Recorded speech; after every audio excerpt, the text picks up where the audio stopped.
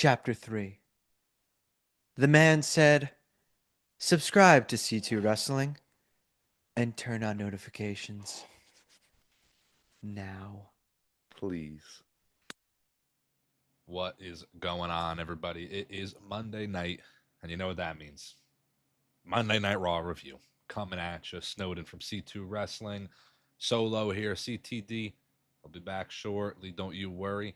Monday Night Raw, though, pretty great episode. I had a lot of fun watching tonight. The first Monday Night Raw post Money in the Bank. A lot of fallout from Money in the Bank. Of course, you got new Money in the Bank contract holders. There was some returns, some splits happened through the whole PLE. Worlds collide also on Saturday. So this Monday Night Raw was pretty big. A bit announced before Monday Night Raw too. That was a lot to look forward to. So start of the show. John Cena coming out. Typical John Cena heel promo. Not really much to talk about, I feel like. Honestly, the John Cena heel run is not really clicking. And I feel like it's just been a lot of nothingness, nothing burgers. And I was looking for something big tonight, and we might have gotten it with CM Punk confronting John Cena. Seeing them face to face, man, crazy. It really is crazy. And I was calling for this. I was calling for CM Punk versus Cena way before C2 Wrestling was even a channel. We were all calling for it, but I was calling for CM Punk Cena at Money in the Bank. Run it back at the same PLE they had it at in 2011. And I thought that was like a no-brainer, but they didn't. And it is what it is. So cool. Fine. You didn't. It's no big deal. Let's book it for SummerSlam. Not Night of Champions. Listen, as much as I want the match, if it goes down at Night of Champions, that's a bit of a shame. I'm not happy with that one. But end of the promo. Who comes out? The brand new Mr. Money in the Bank, two-time Money in the Bank holder Seth Rollins. On his side, Bronson Reed, Braun Breaker, Paul Heyman. Seth Rollins makes it known. Money in the Bank. That's all. Nothing too crazy. But that's a sign. I think Rollins is cashing in sooner rather than later. And it very well can happen. If that's the match, Punk versus Cena, Night of Champions, maybe Rollins cashes in there, screws CM Punk of his opportunity. Does Rollins win the championship from Cena? He definitely could, but I don't think he's the guy to win it from Cena. I really don't think that should be the match he's cashing in on. Maybe if Punk were to win the belt, you have Rollins cash in on Punk. But Punk winning the belt at Night of Champions, I don't know. I'm a little indifferent on that. I would like to see the Punk win or even the Rollins win happen at SummerSlam at the latest for the cash in at the very least. But the match in which Punk finally wins a championship again, I don't know if I want that at Night of Champions. But following John Cena, following CM Punk, following Seth Rollins, following Braun Breaker, Bronson Reed, Paul Heyman, all of them, AJ Styles took on Chad Gable. AJ Styles wins. Cool, fine match. Looking to build up AJ Styles a little bit for probably an IC title opportunity, probably at Night of Champions, because, they got to defend the championships at Night of Champions. Would that fit the SummerSlam card a little bit better? Perhaps, but they're probably building towards Finn, Dom, maybe something in that realm as the Judgment Day tension continues. There's a couple segments throughout the show. Following the AJ Styles Gable match was Roxanne winning against Liv Morgan, Rhea Ripley, and can't remember. So we're going to move on from that. But Roxanne won, and after that, there was a segment backstage of Roxanne being congratulated by Finn, by JD, by Dom. And, Finn has to kind of give him a little nudge to congratulate Roxanne. But right as Dom is saying, I was watching that. Good job. Liv Morgan walks in with Raquel Rodriguez, and there's clearly still some tension there between the entire group. And now Liv and Raquel are tag team champions, so I don't really know where they're going with it. I think Liv and Raquel might lose the tag team titles pretty quick. I think Evolution fits the bill for that. I imagine they're going to put every title, I would hope, on the card for Night of Champions. I've been very big on like the 4, 5, 6 match cards, but if there's ever a PLE where you got to have every title on the card, it's Night of Champions. I don't care if it's in Saudi or if it's in my backyard or in my bathroom. It's got to have every championship on the card, I should say. But I can see them losing the tag team titles. Maybe there's some sort of tension there. Maybe Roxanne wins the titles alongside somebody. Maybe Roxanne inadvertently screws them. I don't know. But Finn tells Dom, go talk to Liv, and he's like, I got a match. Dom's avoiding it. Clearly some tension there. We could be coming up on the fallout of Liv and Dom even, let alone just the Judgment Day. But I guess we got a lot to look forward to with the Judgment Day. That whole storyline's been a lot of fun. So new Women's Intercontinental Champion Becky Lynch makes her way to the ring, cutting a promo.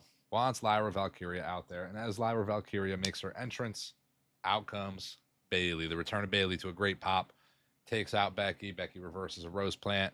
Looking forward to Bailey being involved in that feud. Triple threat incoming potentially for SummerSlam.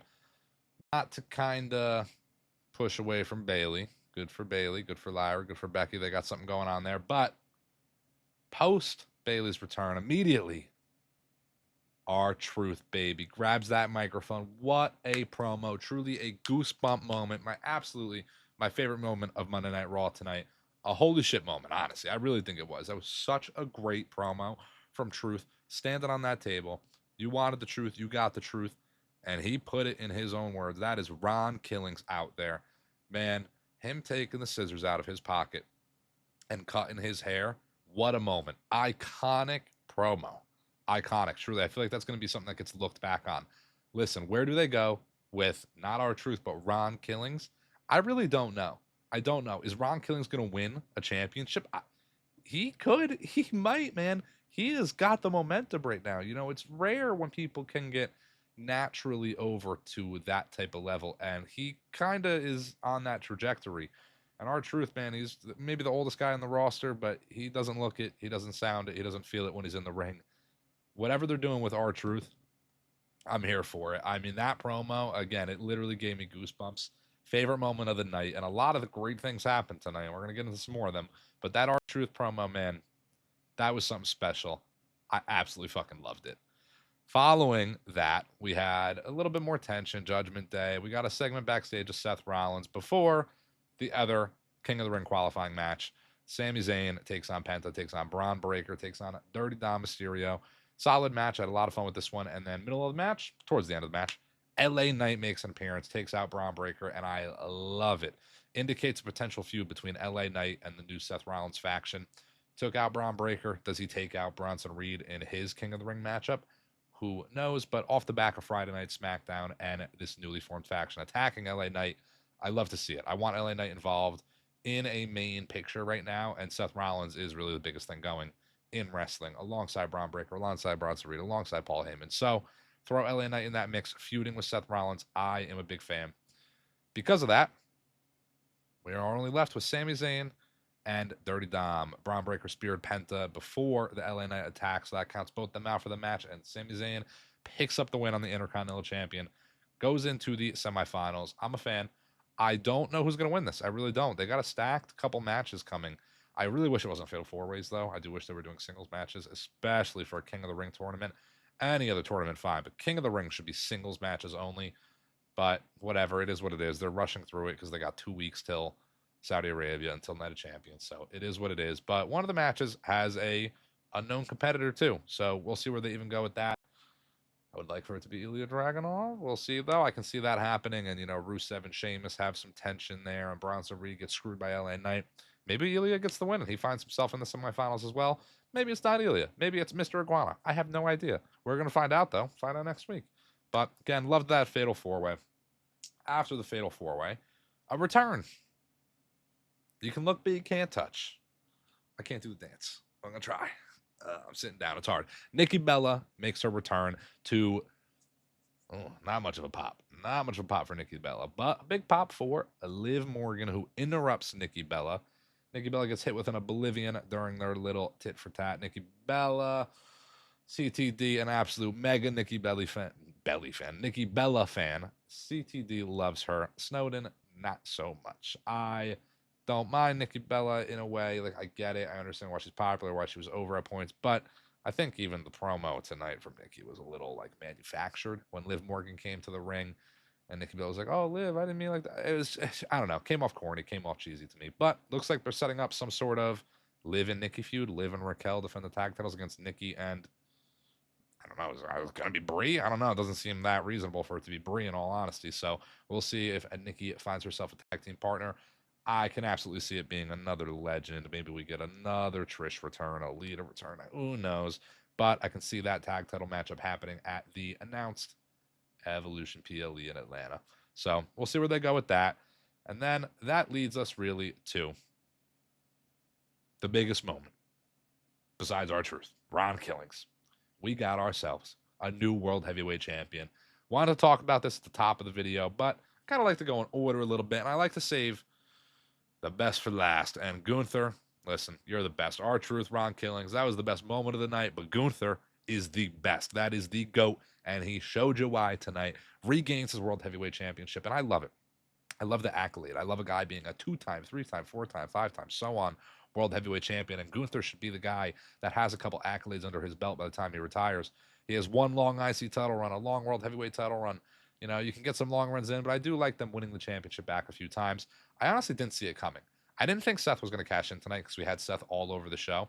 But, you know, I thought maybe we get Goldberg or something. I thought that was honestly more feasible than Gunther actually winning the championship back tonight from Jay. What I love from it, Gunther's world champion. What I don't love from it, Gunther might defend the world championship against Goldberg. And I also don't really need the Gunther Jay rematch. So I don't know if that's going to happen. I hope it doesn't. I don't need it. What's next for Jay? That's a tough one. I really don't know. Maybe he kind of links back up with Sammy and Jay, kind of feuding with Rollins and co. I don't know. I really don't know where they go with Jay. I'm not even 100% where they go with Gunther. But Gunther, World Heavyweight Champion at SummerSlam. Maybe whoever wins King of the Ring takes on Gunther.